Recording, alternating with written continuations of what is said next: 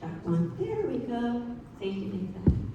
All right, so here's the thing. Do you know how sometimes in life you meet someone super special and you just recognize that there's something really unique about them? Well, back in the day, when I was teaching at Fortune Builders, many of you know that I did that. I taught them Marketing Systems Boot Camp.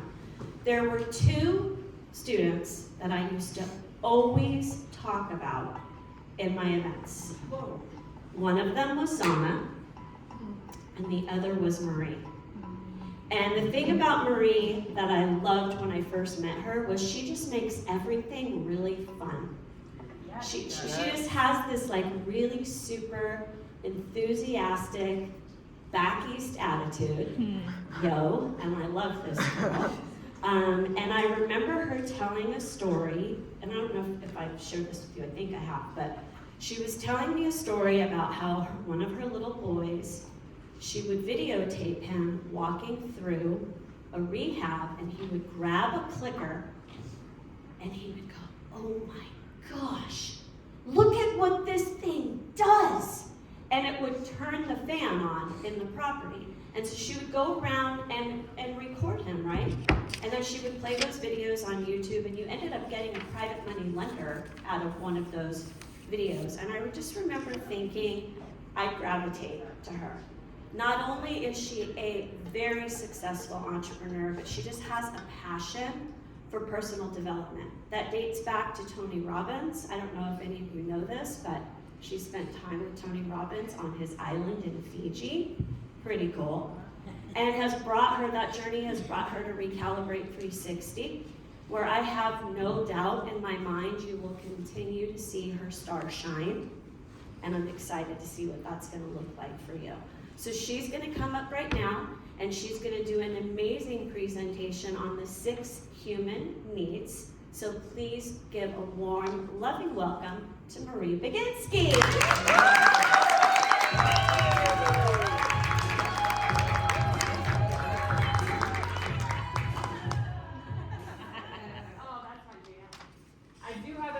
Actually, of me and my son with that song, you know, that was like big on TikTok, where like the kid would be like, and in the background it's me like, this girl is on fire, but it's my son like, it's really cute, you should see him. Okay, anyway guys, I'm really excited to be here because I know all of you, and this is like just talking to family and friends, which is great. I'm going to talk about the 6 human needs. Just out of curiosity, has anyone heard of the 6 human needs before? Yes. Okay, cool. So, the cool thing about the 6 human needs is it literally, every single decision that you make comes down to fulfilling one of your 6 human needs.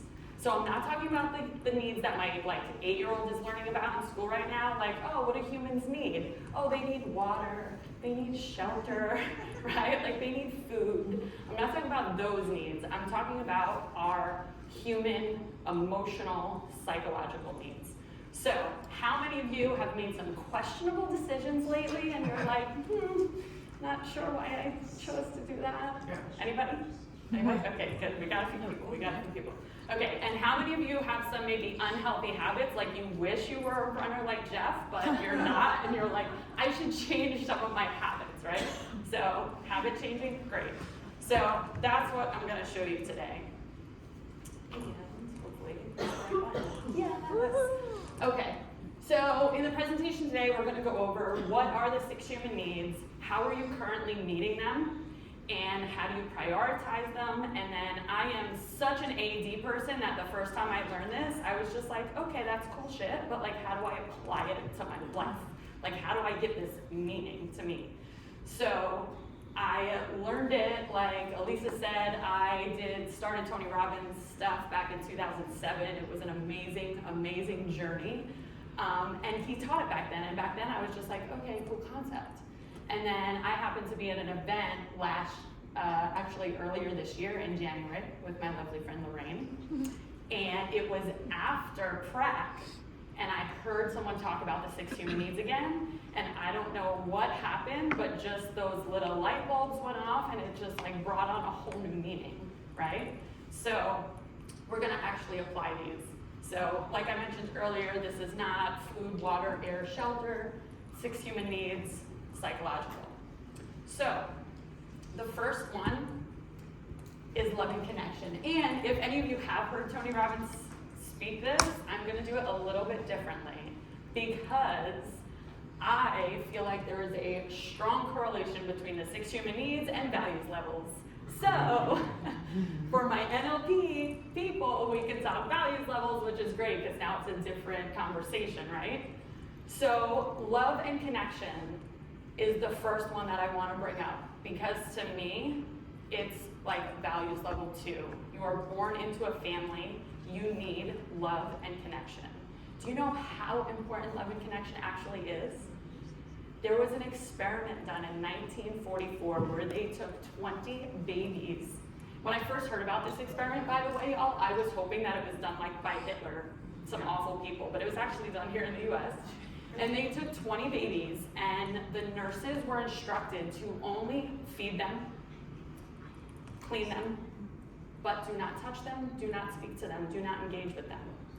They actually had to stop the experiment within 4 months because half of the babies died. Oh.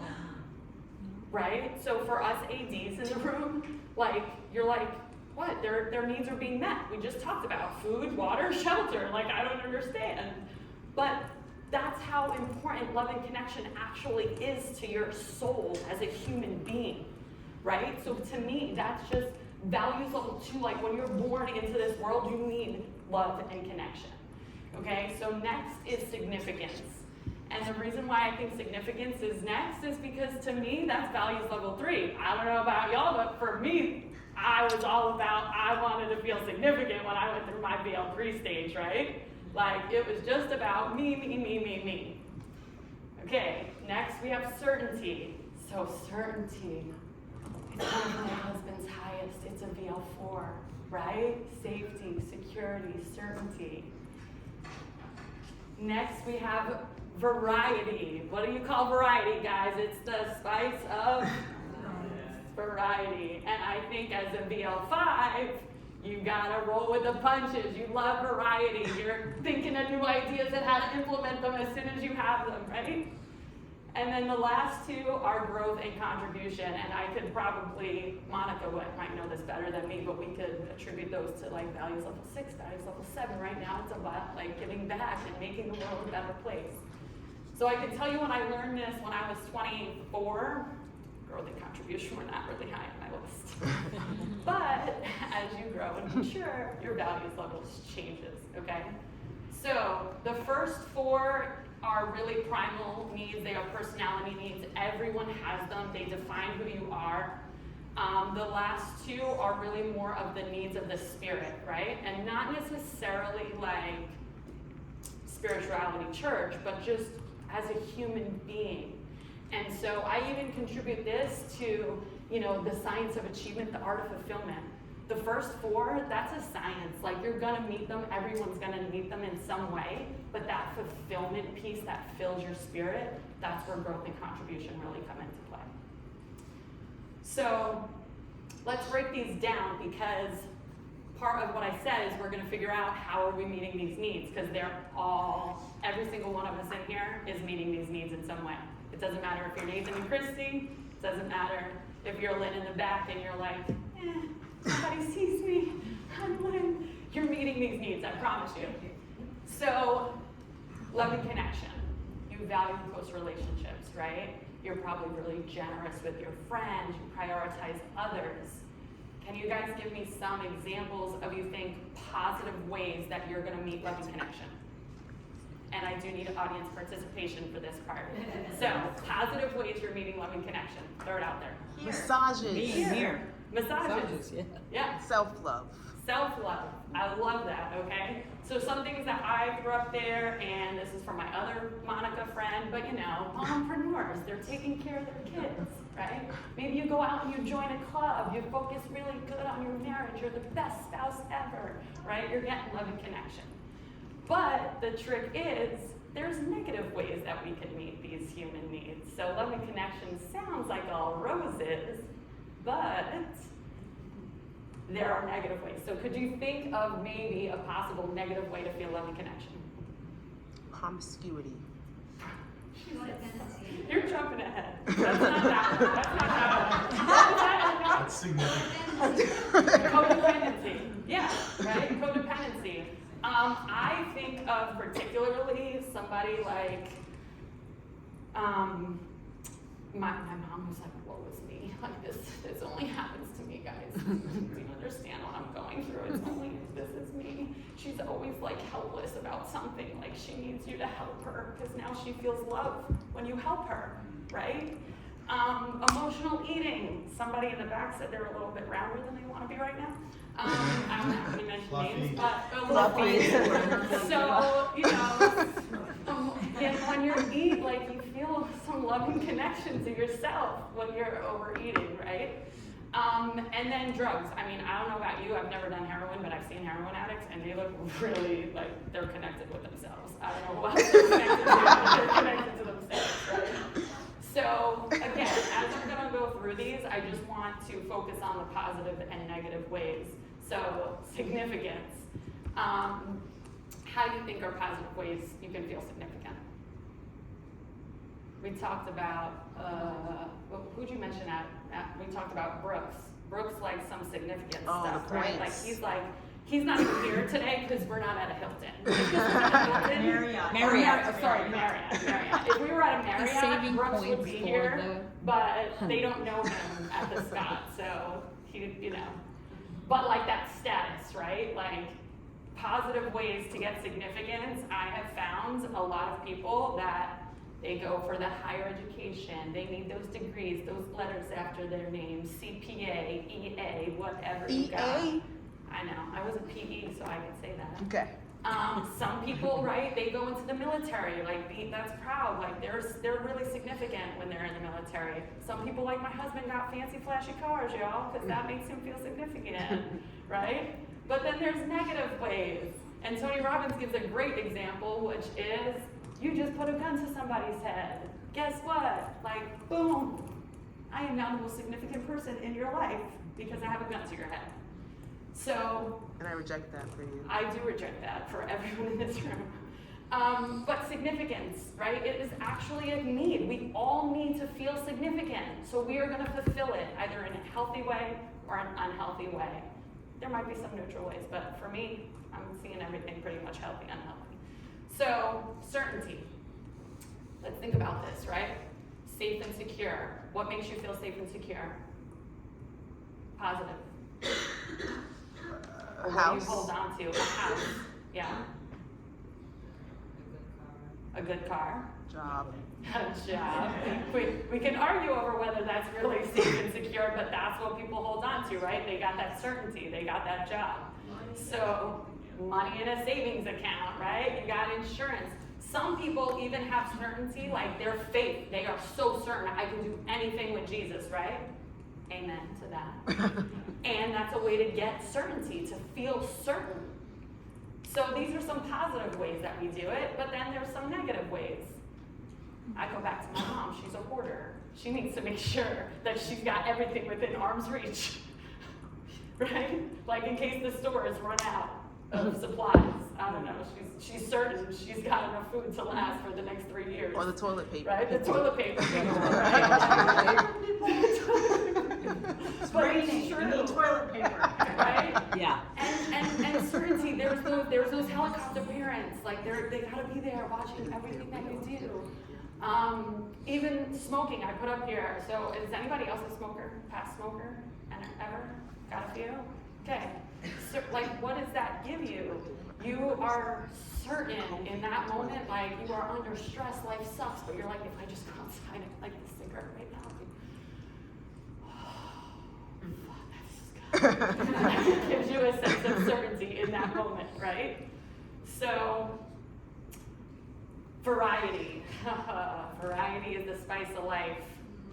There's healthy ways to meet variety. Now that I'm older, I found healthy ways. I like to travel, go on vacation with my family. I like to meet new people, learn new skills. You can tell me anything. I told Nathan the other day. You just say personal development, and I was like, yep. I want to learn something new. I like variety too. But in my VL3 college days, there might have been, you know, something dirty that, you know, like, think about it though. Everyone has the need for variety. Again, these are needs. So you have the need for variety. It might not be the highest on your list, but you have the need for it. So how are you meeting that need? Are you being promiscuous? Are you drinking alcohol? Just because, you know what, at the end of the day, I need to change my state right now. I need to go have a drink. Those people that create drama, oh my God, you gotta love those people. They're gonna gossip, they're gonna just make shit up. But for them, like, it's variety, like, this is some good shit going on, right? So, lastly, we have growth and contribution. So, I am really big now into growth and contribution, and I don't really know of many negative ways to have growth and contribution. Again, I kind of correlate these with those higher values levels. Know that you have a higher purpose and that we're all here to give back. And so for this, I was just saying, like, for me, I do it through studying, through learning, through reading, right? And for contribution, it's like volunteer work, coaching. Maybe not everyone knows this, but in 2019, I started a weekly meetup group for fortune builders in the Phoenix area. People used to look at me and be like, Marie, why are you doing this? You show up every week. You're not charging us any money. That's my money issues, we'll work on that. Yeah, gotcha. But they were like, why do you do this? And at first I was just like, because I love doing it, like it feels good. But then when I learned about the 6 human needs again, and I started to break down different habits that I had, different things that I was working on, I'm like, of course I show up every week. This is my way of personally growing and contributing to the community, right? The money isn't important to me. For me, it was like, I'm gonna be here every week. I'm gonna grow, we're gonna learn together. I'm gonna bring in guest speakers, we're gonna interview them. I'm gonna teach you something, right? I'm gonna contribute, we're gonna grow as a community. That was such a need for me that I didn't need the money, right? And they would be like, I don't understand why you do this. Because I'm learning probably more than the people that are actually there, but also it was because growth and contribution is so important to me that I made it a priority. It didn't matter if I was waking up feeling shitty that morning or feeling great, I was showing up to my weekly meeting, you know? So, I wanna take a couple of minutes to go over, okay, one thing first. Like I said, these are needs, and I don't think I understood that the first time I heard it, that they are needs. We all have them.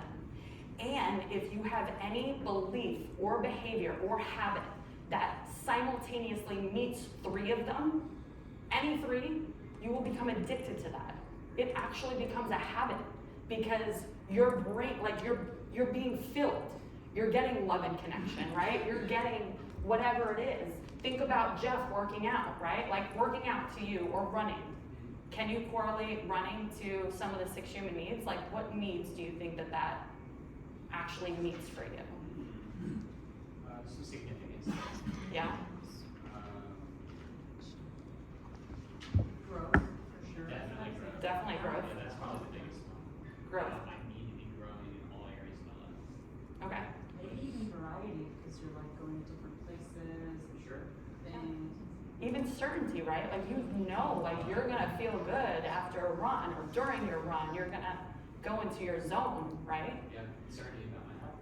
Yeah, right? So it's really important to take a step back and actually look at your habits, look at your routines, and correlate them and put them in perspective. What is this need meeting? Why do I do this? Why do I binge watch Netflix? I promise you, it's probably meeting 2 or 3 of your needs, right? Like you're just like, shit, today was fucked up. I need some certainty in my life. Okay, I'm stuck. Hold on. Malfunction. Wait, am I still on? Yes. Okay, good. So like you're like, I just had a You shit just need a day. little uncertainty right there, that's all. Yeah, variety, spice of life. Spice of life. But like to be, so that's even part of it, right? Like I don't know what I'm gonna watch tonight. There's gonna be some variety on that show. Shit's gonna happen. They're gonna be going crazy. I was just telling him, by the way, we're binge watching Blacklist right now. Oh, the best. It's The such a best. good show. It's amazing, but you never know what's gonna happen, right? So you're like, okay, there's gonna be some variety there. And there's actually certainty and variety because I'm like certainly just gonna space out and let my brain go and just have fun watching the show, right? And there's honestly, most of the time I'm watching it with my husband, so as sad as it is, that's like our loving connection time. Like, let's just watch this right now. We got. So it's amazing when you really think about it that you can meet, like you can break down all of your habits and look at it in these needs. So I really wanted to just take like a TV timeout, let everyone break out. I asked Chadwick if he could play some thinking music for me, and just take 2 minutes. Think of what are your top 3. So I'm gonna leave the list up there. What are your top 3 needs? And take a second to even try and think of certain things, certain habits that you have, and how is it meeting those top 3 needs? Okay, think about it. Oh, but it's not up there. Think about it, write it down. Oh, Chadwick, do you want to put the screen back up so they can see them? Sorry. So those are the 6, guys.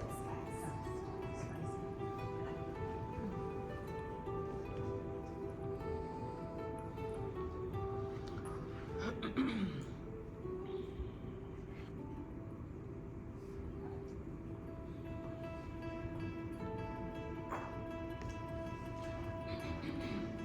got your top 3, Sean?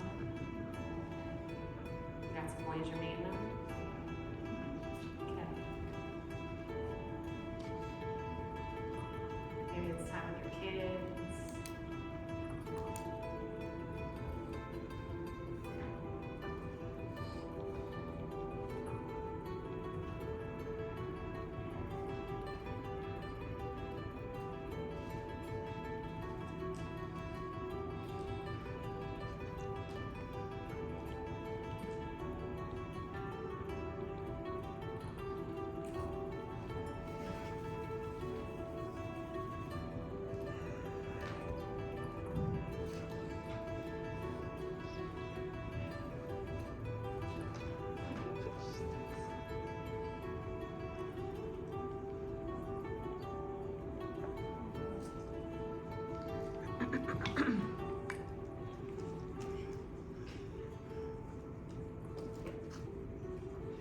Probably should have asked before we started the TV timeout, does anyone not understand one of the 6 human needs?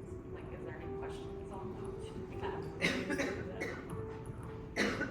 They seem so logical to me though, so.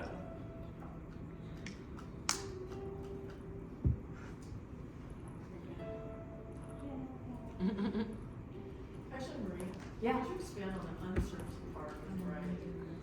Yeah, certainly. I will certainly do that for you, but I'll go back. So, certainty, variety, yes. Again, it's just like that need for the unknown, right? Like I think I heard her say the other day, had a lot of need for certainty, used to, before maybe your money breakthrough with work. Well, I had it, so. Okay, so you're past that. Yeah. You also, my friend, love to travel, meet new people, immerse in other cultures, right? So that's you meeting like your need for variety, that engagement in other, living in new places, right? If you lived Adventure. adventure, yes, Totally adventure. uncertain. That's yeah. yes. Okay. That Now it's is- connecting because I was like certainty, variety, uncertainty. Wait. Okay. Yeah, variety is just another way of saying uncertainty. That's how, I don't know, when Tony Robbins breaks it down, it's always like certainty, uncertainty. Which is interesting because like, what if? Well, I mean, I ranked mine, but certainty and variety and uncertainty, there's a pretty big gap there. On where they rank. Yeah. Okay, so grab the microphone. Oh. See, we had a thinking time, so sharing time. Okay. So what did you find? What were your top 3? Growth, variety, uncertainty, and loving connection. Okay. And how are you meeting those right now? Oh, I have certainly been growing. I'm like you, Marie, like personal growth, I'm in, right? Yes, like teach me more, there's always more, like there's a different perspective, a different way it's presented, or that sort of thing. So yeah, I'm all in on growth, and shows up in a lot of different ways. Okay. Yay. And in hopefully positive ways. Yes, Yes. absolutely. Good. And then, so variety and uncertainty, you nailed it. I mean, yes, I love traveling, meeting new people, diving into tell me more, and that's also connected to growth. I grow a lot with all of Yeah. variety. When people ask me, what's your favorite place to go in Las Vegas? Where I've never been is my answer. Where's your favorite place to travel? Where I've never been, that's my favorite. Love and connection, staying connected to close friends and family. Also, coming to live events is huge, especially with everything shifting, and I've spent an incredible amount of time on Zoom. Yeah. So that's, so. I like it. And do you see how I think like travel for you is meeting all of those? All three of those at the same time? Like coming out here, I have lots of friends and family that live in the city too, and I'm like, this is so exciting! Right. I'm so glad we're going to Phoenix. Yeah. Yeah. So that's awesome, and that's really what I took away when I did this. So actually, I want to take a few more shares before I share my personal stuff. Anybody else? What was your I had love and connection. For me, it was family time, and that's my VL2. Yeah. The whole tribe thing. I had significance, and that was interesting because we have to learn to just trust whatever comes. It wasn't contribution, which I like to be of service, but it was significance instead. Yes. Right? And the third one was variety instead of growth, because I was looking at growth, but no, the variety of learning something new, which will take me to grow. So there's a difference there. So I kind of corrected myself. It's like, no, it's not growth, because every time I'm learning something different and new, I'm growing through that process, but that's that variety. Yeah. No, that's a really good observation, right? Come on, Hamida, 2 things. No, that's a really good observation though, right? Like there's growth, but there's significance. And it's like, oh, I thought it was growth, but really I know that it makes me feel significant that I'm growing, right? So I think that's an interesting observation. Did you want to share something? You don't have to. Kathy. Not Kathy here. Okay. Mara. Mara. I see you, Mara. We all see you, Mara.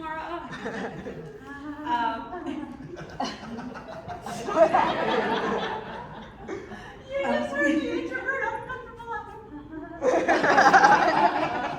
Okay. I have growth and contribution, and I can see like I'm all into all of this learning and getting out there and everything for self-development. It's just, and I just keep absorbing and absorbing. I love it. My second one is love.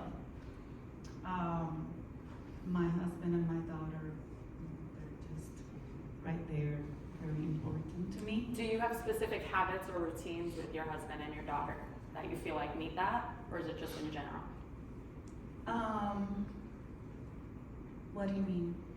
Like, is dinner time, like, is that a ritual in your family? No, that makes you but feel because really I'm connected? consistently like trying to read or doing stuff that my husband doesn't care about. Right. And when you said that you like, sometimes I'm like, I need a break. I'll go and sit with my husband to whatever he's watching in Netflix, and that's our. Okay. That's our So you get connected to him while he's watching his Netflix. Exactly. And then for my daughter, she's a teenager, so she's always on her own, whatever. But when she comes to talk to me, I know she's gonna open up. I'm all ears. I'll stop everything. That's the one time that I'll stop everything I'm doing when she's Right. coming to me to talk, and we just have like our hour, however long she needs, or mommy, can we go and do whatever. When she asks me to do something or to be with her, I'm Yeah, open, you're because there. it doesn't happen. Yeah. And again, let loving connect, like it's very sacrificial. Yes. Like you will give to them. That's a very, parental, yes. And then I show significance because when I read feeling unique, important, or special, it just resonated with me, but I'm trying to, because when I saw the positive degrees, well, even though I was in the military, but I'm not into fancy cars or none of that, so I don't know, but that resonated to me. Yeah. No, I mean, it makes sense. Why did you join the military? Just out of curiosity. Because I have a bachelor's in biology, and when I graduated in Puerto Rico, there was nothing I could do with it. So I wanted to get into the healthcare field. I always care about others, and I always like that healthcare period or science and then I graduated biology. I was madly in love with my now husband, and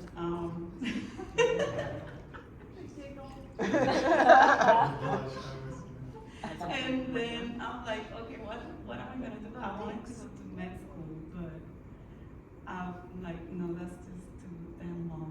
I ain't going that way.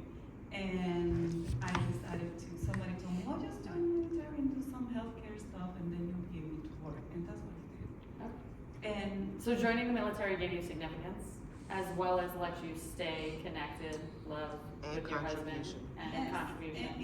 and it was a great decision actually, because I got from there I was able to get my license as a medical lab scientist, and that's what I did for 20 years. So. Being a scientist also made you feel very significant as well. Anybody else hear that? Yeah. She's like, I went to grade in biology. But could it be contribution as well? Of course, right? I think a lot of people that do become like first responders and doctors, like it's for them, it's not only the significance of it, but it's the contribution, right? The helping others aspect of it. So again, it's like any habit that you have or decision that you make, it's usually meeting 2, 3, 4, 5 of these needs simultaneously. So now it's just kind of backing up your way of thinking of either taking your bad habits and writing down what needs they're actually meeting so that you can see what it is, or taking your top needs and thinking about what are the healthy ways that I can meet these needs, right? So you can kind of look at it from both angles. So after I learned about this, I did 2 things. We talked about what is most important to you, so you all just took the time to do that, but I really encourage you to kind of like the 5 love languages. Your love language and your significant other's love language might not be the same. So your needs and your significant others, at least their top needs, right? Again, the 6 human needs in general, everyone needs them, but how they rank and how they order, and it will affect your decision making. So I encourage you all, think about what's important to your spouse, what's important to your children, and your business partner if you're in business. So This is like combining values levels, 5 love languages, and REM systems all in one. all in one. I know. I wanted to go so many different places with this and tried to keep it very simple because I was like, there's only so much I can do in 45 minutes. Can you go back to the other string real quick? Thank you. Oh yeah. So what's important to you, what's important to your spouse, your children, and your business partner or employees if you have them. I'll even mention, I was talking to Jeff about hiring, and that was one of the big conversations that we had, is like, make sure I'm hiring VL4 people, because I'm attracted to other VL5 people, but they're gonna wanna leave me in a few months and go do their own thing. So do I wanna really spend the time training them, hiring them, working with them, and then in 6 months, they're gonna be like, thanks for all that you showed me, peace out, I'm starting my own real estate company. Like, you don't wanna do that. So you actually want to hire and think about the needs of your employees. So I do want someone who's thinking about certainty. Like, certainty is important to them. The job security is important to them. Then I know they're more in VL4, that's really who I wanna hire. So you can kind of go so many places with this. So then this is just a little fun fact. When I did these in January, my top 3 were contribution, growth, and variety. And then I was like, well, wait a minute, what are my husband's top 3? And his are love and connection, significance, and certainty. Yin and yang, like complete opposites. There's only 6 and none of our top 3 matched. But it was also interesting because when I saw the demonstration and she was just kind of like, what are your habits, checking the boxes. So in the middle of COVID, my husband and I started date night. We talk about this all the time. I'm very proud of our date night, okay? We go on date night every Thursday night. I tried to invite him to dinner last night and Elisa was like, no, sorry. I was like, but he's so close. If we are both in Phoenix, Scottsdale, we are on date night every Thursday. Like, we do not schedule anything around it. Like, we are both there for each other. And I was like, we started in the midst of COVID because it was like a month into it and the only places that were open in Arizona were restaurants. And I was like, I'm stuck with my kids at home all day, homeschooling, trying to work, do all this shit. And I was like, this is not good for our marriage. We need to get out.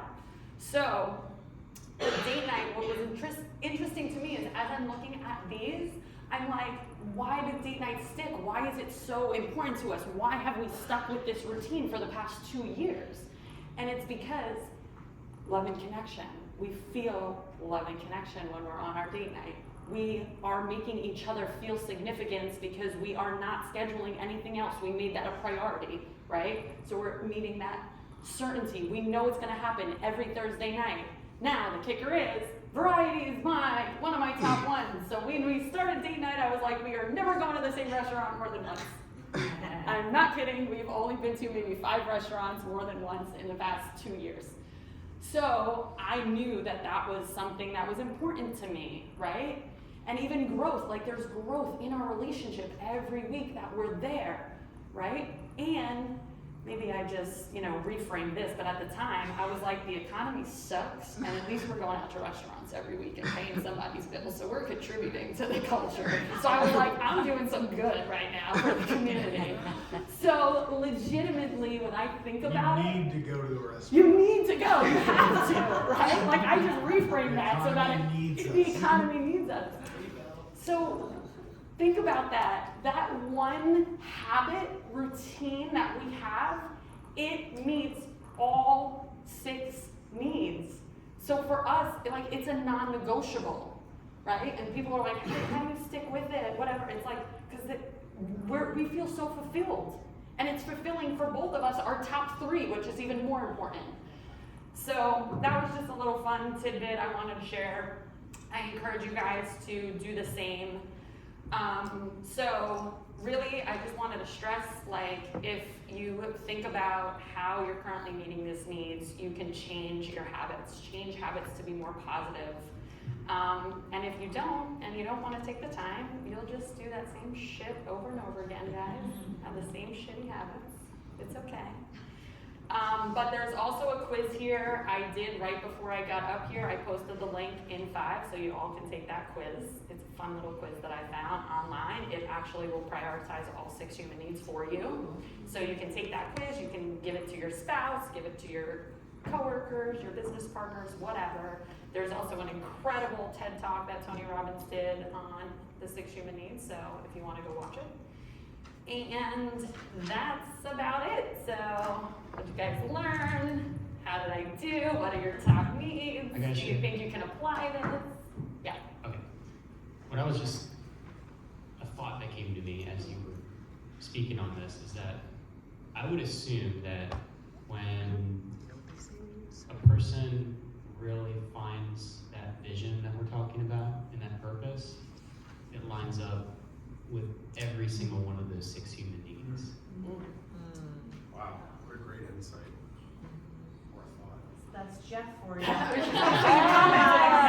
He always has that profound. And it maximizes every area in perfect alignment. And that is all.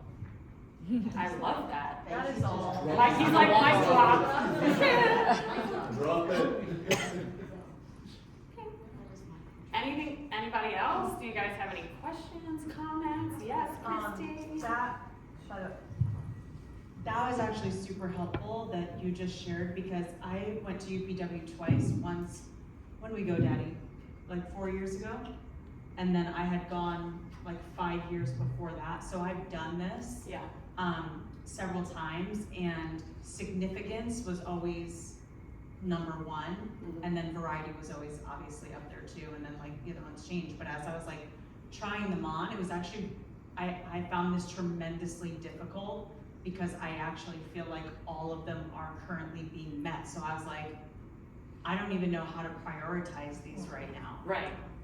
which is wild. Yeah. Like, and I was like, what would you think so the one that I thought was last for me, growth, he's like, oh, growth's your number one. I was like, oh, really? But that's such a fucking great awareness that you just shared. Really profound. You're meeting all of them. Do you think you have any bad habits though, where you are like, oh, it's just for because? sure. I mean, I have known this for probably, hi, Daddy.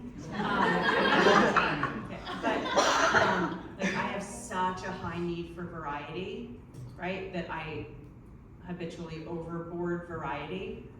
Mhm. And then to like compensate for that, then I'm like, what the fuck about certainty? And we'll like grasp onto the things that I perceive to be certain, right? Right. But really just because I go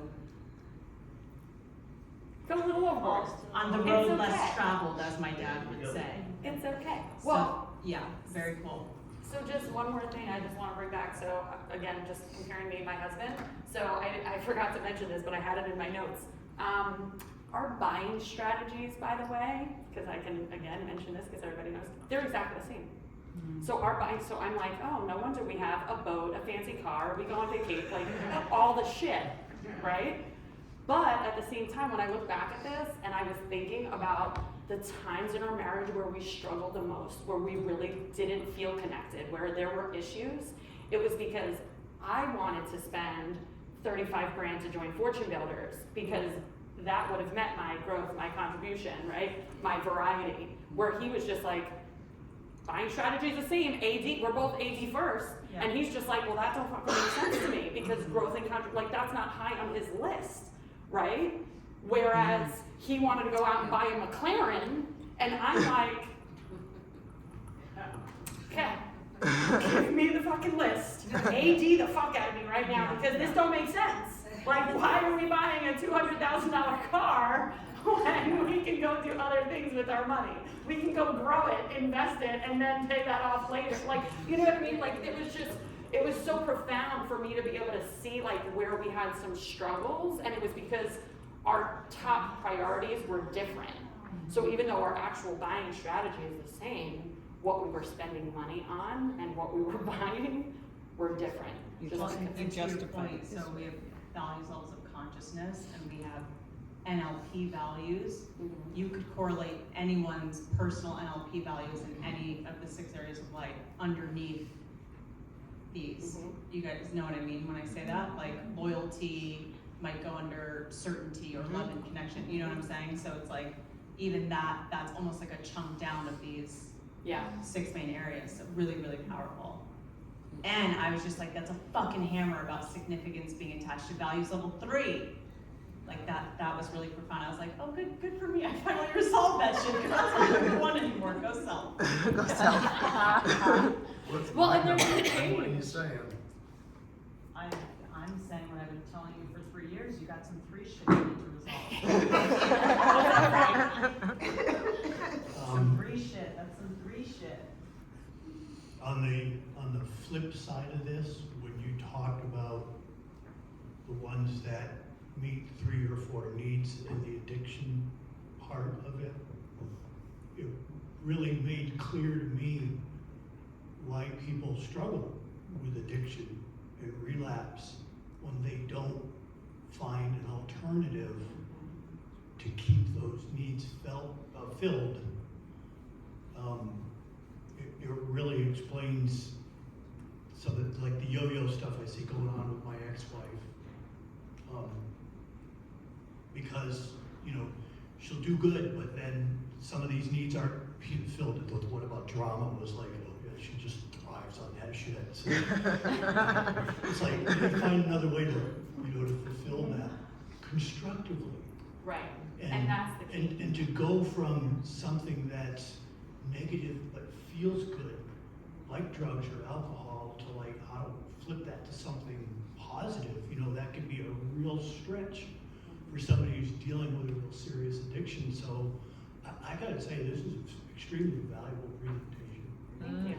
And I could have put literally drugs and alcohol as on almost all of them, because there's a sense of love and connection that you have with yourself when you're doing that, right? There's a sense of significance. There's a sense of variety, because you don't know how good the high is going to be today, right? But then there's a sense of certainty because you are going to get high.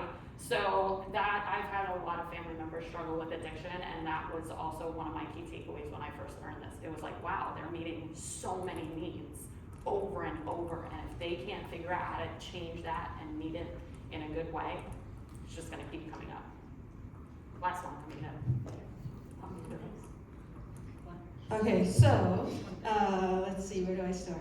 Now, I was actually just gonna say that, this was really cool in terms of, it made me aware, kind of piggybacking off of what Frank said, but kind of flipping it to the positive flip side of addiction, is why I realized why one of my hobbies is so freaking addictive.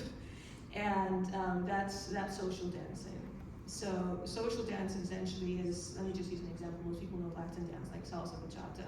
You know, you actually go to dance studios to learn it, and then you are in a community of people who are dancers, and you have different socials, and you get to meet the same people. You might travel to other states, and even go to other countries and go to like social events, and you don't meet these people for years, and then you run into them, and they know you because you connected on the dance floor. And people talk about like dance therapy and how positive that is. And when I actually discovered social dancing, before I started doing that, I did not, social dancing is close. People are touching you, you're close, and they're in your space, right?